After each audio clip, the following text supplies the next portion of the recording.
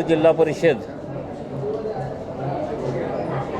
काँग्रेस पक्षाचा गटनेता म्हणून माझी जी आदरणीय बंटी पाटील साहेबांनी निवड केलेली आहे,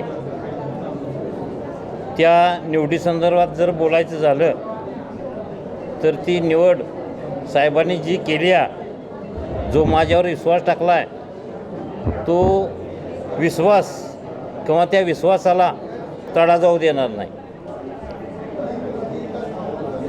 जुने अनुभवी सदस्य माझ्याबरोबर आहेत, त्यामुळं नवीन जे काही सदस्य आहेत त्यांना घेऊन एकत्रितपणे जाण्याचं काम आम्ही नक्कीच या जिल्हा परिषदेमध्ये जाऊ आणि जिल्हा परिषदेमध्ये जे काय आमच्या ग्रामीण भागाच्या समस्या असतील, जे काय ग्रामीण भागाचे प्रश्न असतील ते तडीपार नेऊ अशा पद्धतीने मी माझं गटनेता म्हणून कामकाज करेन.